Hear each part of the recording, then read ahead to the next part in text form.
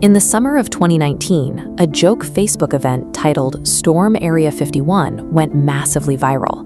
The premise was simple. If enough people rushed the gates of the top-secret military base, the government couldn't stop them all. Within weeks, over 2 million people had RSVP'd. It started as an internet meme about dodging bullets with anime runs, but the joke spilled over into reality. On the day of the event, thousands of people actually traveled to the middle of the remote Nevada desert, gathering in the dark to party at an impromptu festival called Alien Stock. To understand why millions of people were willing to mobilize for a desert raid, we have to look back to the summer of 1947, when a wave of flying saucer hysteria first gripped the United States. The idea of Area 51 as an extraterrestrial holding cell is a deeply rooted cultural belief that has persisted for over 70 years, and it forces us to ask a very real question: what is actually happening out there?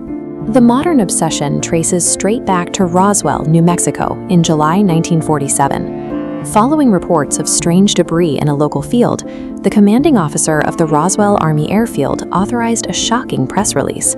The U.S. Army claimed they had gained possession of a genuine flying disc. But the very next day, the military abruptly reversed their stance. They held a press conference claiming the debris was nothing more than a crashed weather balloon, presenting photos of Major Jesse Marcel kneeling next to crumpled foil and rubber to prove it. That clumsy overnight retraction shattered public trust. Instead of settling the matter, it created a massive void of credible information. Decades later, conspiracy theorists stepped in to fill that void. Men like Bob Lazar went on podcasts claiming to have worked at Area 51, spinning elaborate, unverified tales of reverse engineering alien technology. Area 51 sits miles away from the closest cities, surrounded by signs promising extreme consequences for trespassers. That threat of deadly force, combined with absolute silence, created the perfect blank canvas for the public to project their wildest science fiction fantasies. By the 1950s, the world was locked into the early stages of the Cold War. The United States desperately needed a way to spy on the Soviet Union's rapidly advancing nuclear weapons program, but they had to do it without accidentally triggering World War III. In 1954, President Dwight D. Eisenhower issued an urgent, classified directive to the CIA: find an ultra-secure, highly remote location to test a brand new fleet of high-altitude surveillance aircraft. The agency chose a massive government-controlled stretch of the Nevada desert. It was perfectly isolated because it was right next to the Nevada test site, a restricted proving ground scarred by bomb craters where the military was actively detonating nuclear weapons. Deep inside this restricted zone sat a dried-up lakebed known as Groom Lake. There, the government built their classified aviation hub, a facility that would eventually become known worldwide as Area 51. The first technological marvel to emerge from this secretive base was the U-2 spy plane, designed with exceptionally long glider-like wings to fly at altitudes radar couldn't reach.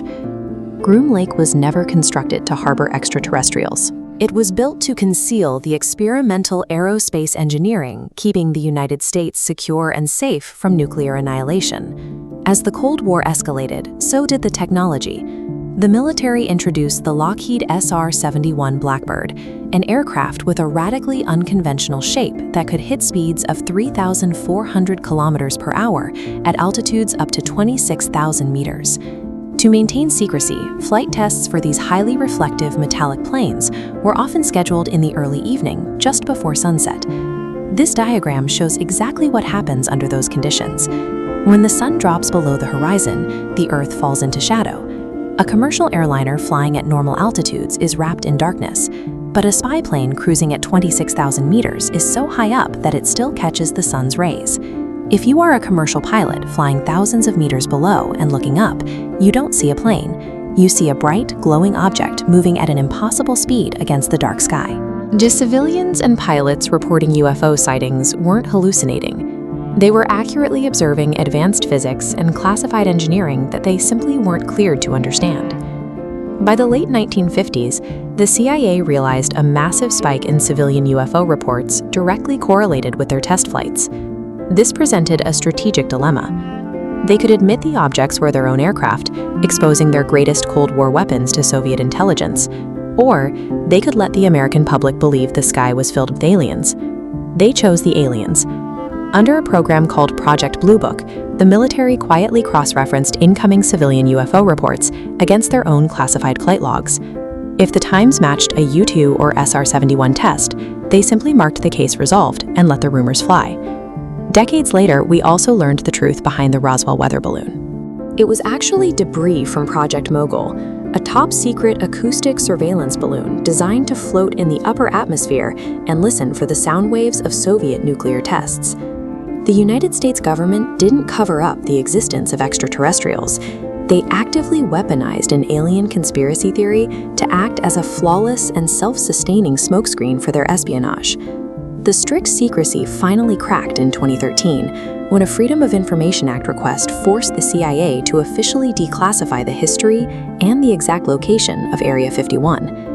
Today, the military has shifted its terminology, dropping the acronym UFO in favor of UAP, Unidentified Aerial Phenomena, to distance legitimate national security threats from the stigma of little green men. While the government openly admits that unexplained aerial objects still enter their airspace, likely advanced drones from foreign nations, they maintain there is absolutely zero evidence of extraterrestrial origin. The state of Nevada, meanwhile, has fully embraced the fabricated history, renaming the road leading toward the base the Extraterrestrial Highway to pull in tourist dollars.